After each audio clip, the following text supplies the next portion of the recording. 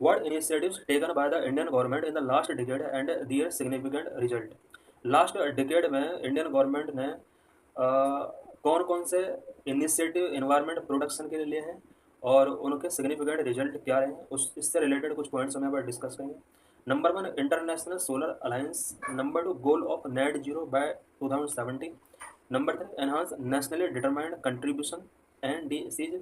Number four, significant growth in renewable energy capacity. Number five, Indian emissions carbon trading scheme. Number six, coalition for disaster resilience infrastructure (CDRI), and number seven, green development pact under G20 presidency। ये कुछ important points हैं। Indian government ने ये initiative लिए हैं environment production के लिए। Number one, international solar alliance. It promotes the widespread adoption of solar energy, enhancing global cooperation in renewable energy। India ने सोलर एनर्जी को एडॉप्ट किया है और वर्ल्ड के सभी कंट्रीज को एडॉप्ट करने के लिए मोटिवेट किया है। इसकी वजह से रिन्यूएबल एनर्जी का जो टारगेट है पूरे वर्ल्ड लेवल पर या इंडियन लेवल पर, उसको अचीव करना और भी आसान हो जाएगा, क्योंकि इंडिया अदर कंट्री को बहुत ज़्यादा सपोर्ट कर रहा है। Number two, goal of net zero by 2070। India's commitment to achieve net zero emission by 2070 marks a significant shift toward absolute emission reduction.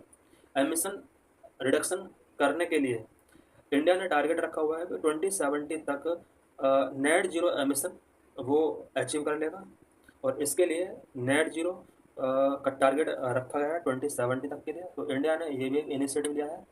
Next, enhance nationally determined contribution, setting ambitious target for reducing emission intensity and increasing renewable energy capacity. Enhance nationally determined contribution NDCs के through India ने emission intensity को reduce करने का target रखा है और renewable energy capacity को increase करने का टारगेट सेट किया है। Number four, significant growth in renewable energy capacity, rapid expansion in solar and wind energy installations contributing to India's international non-fossil fuel energy target। India ने international level पर बहुत सारे institutions में non fossil fuel energy target रखे हुए हैं। उसको achieve करने के लिए solar and wind energy installations किए गए हैं। Number five, Indian emission carbon trading scheme. Carbon trading scheme भी लॉन्च किए गए हैं इंडिया की तरफ से। Establishing a carbon trading system to incentivise emission reductions and support sustainable economic growth. Emission reduction को इंसेंटिवाइज करने के लिए और सस्टेनेबल इकोनॉमिक ग्रोथ को सपोर्ट करने के लिए इंडिया ने कार्बन ट्रेडिंग सिस्टम लॉन्च किया है।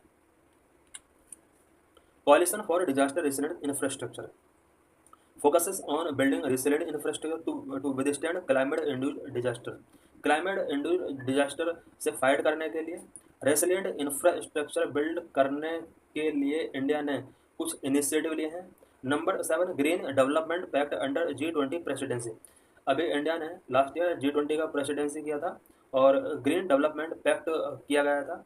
Integrating green development principles into global economic practices showcasing India leadership in sustainable development. Green development principle को इंटीग्रेट करने के लिए और उन्हें ग्लोबल इकोनॉमिक प्रैक्टिसेस के साथ ऐड करने के लिए green development pact G20 presidency जब इंडिया ने किया था उस टाइम पर ये कुछ इनिशिएटिव्स लिए गए थे। How India can enhance its global negotiations with respect to climate change. Climate change के रिस्पेक्ट में इंडिया ग्लोबल नेगोशिएशंस को किस तरह से एनहांस कर सकता है। Number one, hosting international climate summit. International climate summit host कर सकता है India. Number two, advocacy and consensus building. India अपनी तरफ से कॉन्सेंसस बिल्ड कर सकता है वेरियस कंट्रीज के बीच में। Number three, promoting equity and climate finance. Equity and climate finance को प्रमोट कर सकता है India. Hosting international climate summit. India should aim to host a major international climate summit like the United Nations Conference of Parties in 2028। This would provide a platform to showcase its climate leadership and set ambitious global climate agendas। India को international level पर कुछ major summit host करने चाहिए, जिस तरह से COP 28 होने वाला है। तो 28 मैं इंडिया चाहे तो, क्योंकि ये भी एक बहुत बड़ा समिट होता है इंटरनेशनल लेवल पे, United Nations conference of parties, United Nations को के नाम से इसको जाना जाता है। तो इस तरह के major international climate summit India को होस्ट करने चाहिए।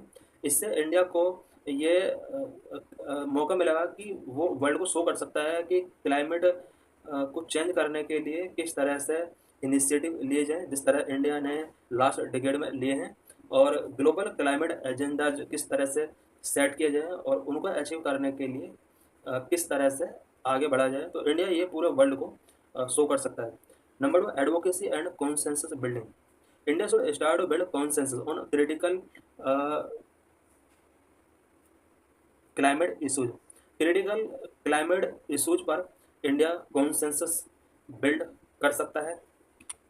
Proactively engaging in dialogues, forming alliances, and addressing concerns of other nations will help India lead negotiations and drive meaningful outcomes. इसके लिए इंडिया को कुछ वर्क करने होंगे। अगर इंडिया चाहता है कि वो कंट्रीज के बीच में एक नेगोशिएटर का काम करे, तो उसको डायलॉग एंगेज करने होंगे, अलायंस फॉर्मिंग करने होंगे, एंड अदर नेशंस के कंसर्न को इंटरनेशनल प्लेटफॉर्म पर एड्रेस करना होगा। Promoting equity and climate finance. India should continue to emphasize equity in climate action and finance in international forum. Advocating for fair treatment of developing countries and pushing for enhanced climate finance mechanism will strengthen India's position as a leader of global south. India का choice है कि वो leader of global south की position पर आ जाए। उसके लिए इसको वेरियस कंट्रीज के जो इशूज हैं उसको एड्रेस करना होगा, और इक्विटी इन क्लाइमेट एक्शन को एम्फेसाइज करना होगा।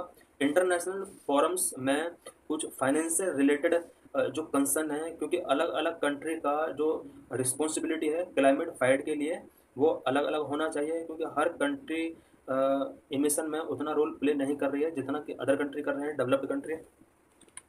Several initiative taken by Indian government to address climate को एड्रेस करने के लिए और भी बहुत सारे इनिशिएटिव्स इंडियन गवर्नमेंट के द्वारा लिए गए हैं। Number 1, national action plan on climate change NAPCC।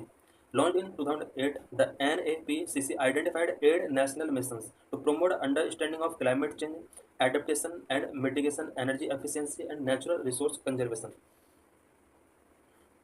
National action plan on climate change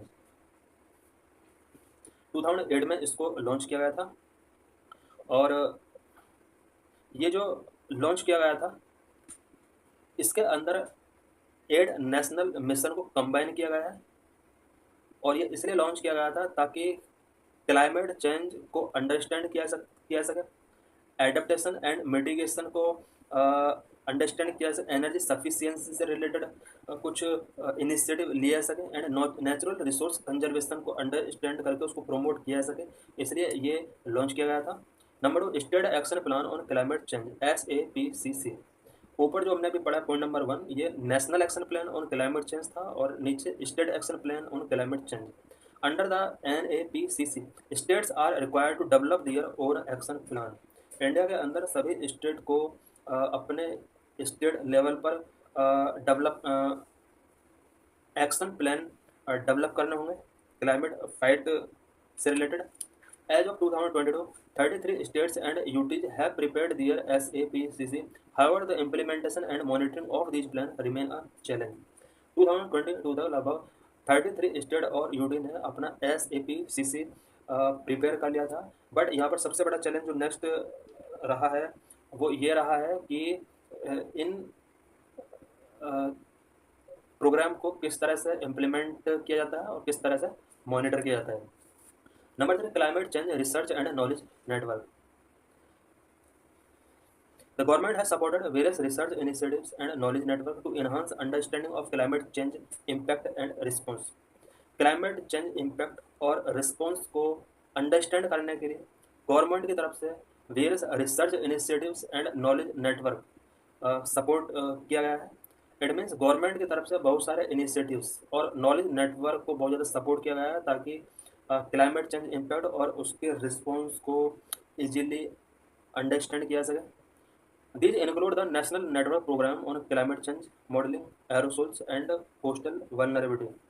national network programme on climate change modelling. Climate change modelling से related national network programme, aerosol से related, coastal vulnerability से related बहुत सारे national network programme government of India की तरफ से launch किए गए हैं। While these networks have generated valuable knowledge, their ability to inform policy and action is still being evaluated. ये जितने भी national network programme national network programme government की तरफ से लॉन्च किए गए हैं, ये नेटवर्क वैल्यूएबल नॉलेज जनरेट करते हैं और जिनको फोकस करते हुए पॉलिसी एंड गवर्नमेंट की तरफ से एक्शंस इजीली तरीके से मेकिंग जा सकते हैं और एक्शंस इजीली तरीके से लिए जा सकते हैं।